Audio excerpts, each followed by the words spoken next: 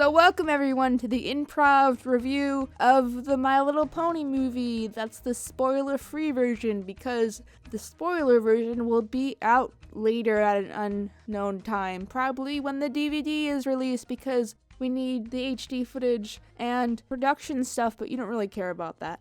So anyway, I don't have my shit together, so without further ado, let's talk about the horse movie. I will start off by saying, though I enjoyed the horse movie, I was overall underwhelmed with it. I felt that it didn't really make sense for this to be a movie in the sense that, there was no natural progression for this to be a movie. There were no pre-established plot elements that were in place for this to really be a movie. The movie wasn't foreshadowed in the series at all, really. Tempest kind of came out of nowhere. And the story didn't really serve, again, a pre-established reason for existing. It wasn't about the princesses and how they became alicorns or any backstory for characters that might take up a movie's length. And I felt like having some of that in place would have helped the movie tremendously. In addition to making bronies happy, it would have probably also served the role of being like, oh, this pony thing isn't as bad as I thought it was, because I think the movie, especially by that Rotten Tomatoes score, you gotta love Rotten Tomatoes, didn't really do a great job with convincing people who weren't aware of the show to give it a watch. Not that it was totally horrible or anything like that, it just was very safe is the word we want to use. We want to use that word. Safe, safe, safe. This was a very safe movie. It didn't take a lot of risk. It focused on the main six, of course.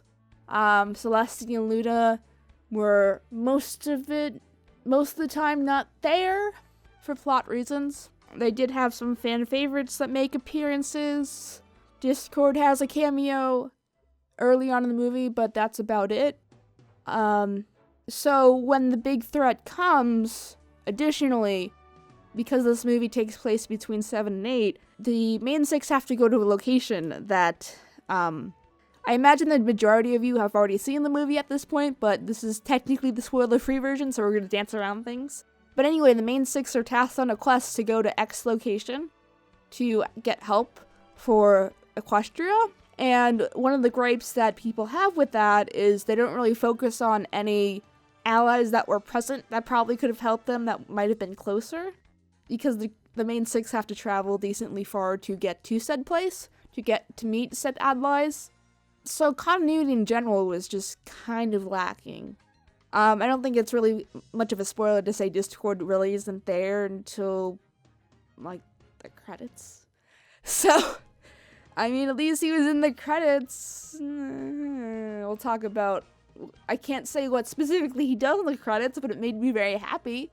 It would have made sense, too, for Discord to be there, and then probably be written out of the movie, but that's not what happened. He was not in the movie at all, pretty much. Which is great. So, again, safe, main six, have to go to X place to get X help, by X threat. The plot of the movie itself, I don't think it's spoilers to say that it's very similar to T-Rex plot in the season 4 finale, and I even thought the season 4 finale did it much better because T-Rex is a much stronger character than the Storm King, because he's got a clear motivation, he's tough, he's threatening. The Storm King can't really decide if he wants to be charismatic or angry? Question mark?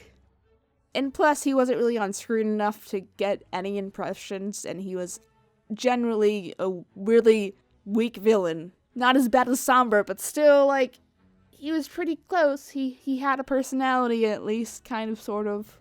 From what I've heard, too, the prequel comics don't really tie into this, as in they kind of portray Storm King as having a much more threatening personality than he actually did in the movie. So, confusion. Storm King was a weak character. I think everyone is taking away from this movie is Tempest is the best character. She had decently good backstory. It was a little repetitive, but she has a cool design. She's got a cool voice. She probably has the best song in the movie, And the songs are probably the best part of the movie, in addition to the animation. Tempest is just cool. She's everyone's new waifu. I keep on seeing her on Twitter about, like, Tempest, and they've made plushies for Tempest, but no other character, who cares about Capper? Who cares about Storm King? Whoever cares about the Gilda? Whoever cares about the Christian Chinowitz horse pony thing. It's just Tempest. And, which I think is a good thing, but again, it was very, like, there's something happens at the end that's very, like, really, like, that's what you're gonna do, like, you can't even, it just makes me angry, because I feel like this movie had a lot of potential, and it just exists, if that makes sense. I hope, the movie characters will return, especially Tempest, which might be hard, because Emily Blunt probably is super busy, but we can hope. I assume that's why they got the voice cast that they did, including the voice actress from Bismuth, including the voice actress from Bismuth on Steven Universe to return. To voice the queen of, that's a spoiler. Okay, she voices a character. But I assume that's why they got her, because she does television as well, I assume. So, we'll see. As far as the main six in general, I think Twilight has obviously the most plight. She kind of acts a little bit out of character, because I feel like she's had a lot of patience for friendship in the past.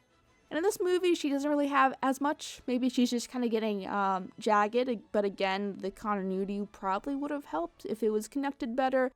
Fluttershy and Applejack don't really have anything to do. I think Fluttershy has like 10 lines total in this movie.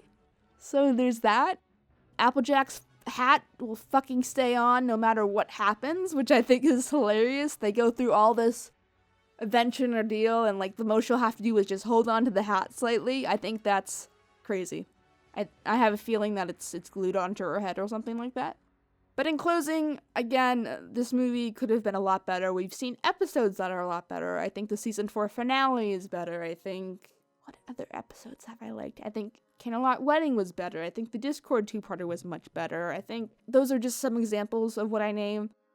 From what I can tell, the movie will probably get greenlit for a sequel. So I'm hoping that McCarthy uses the criticism that people have been kind of putting out, especially people that aren't really into the ponies.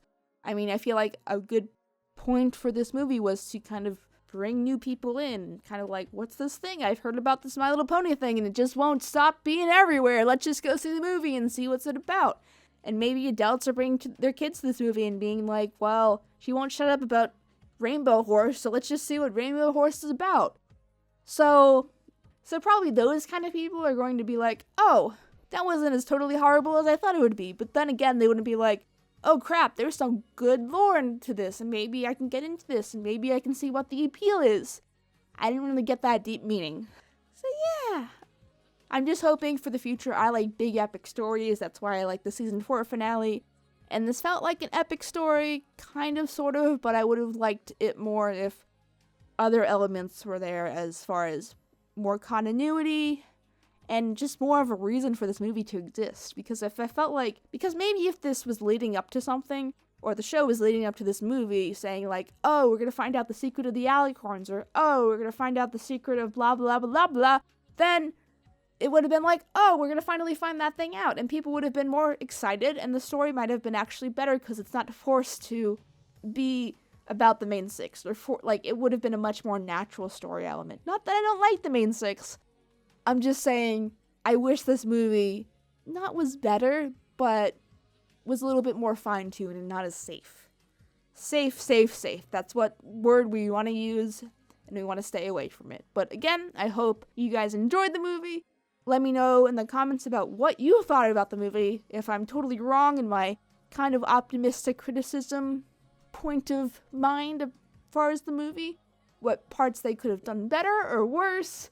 Discord should have been in it, obviously. I feel like that's just a common complaint at this point, not just me being like, where's Discord? Everyone's like, yeah, that guy that can, solve the problems all the time. It would have been convenient if, at least he was there and then, got, oh, he's turned to stone again or whatever. I guess we gotta do it on our own, or I'm just rambling at this point, whatever.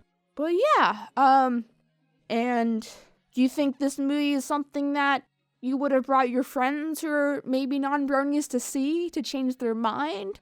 What were your favorite parts of the movie? Comment below and like and subscribe and stuff, I guess. Thanks for watching.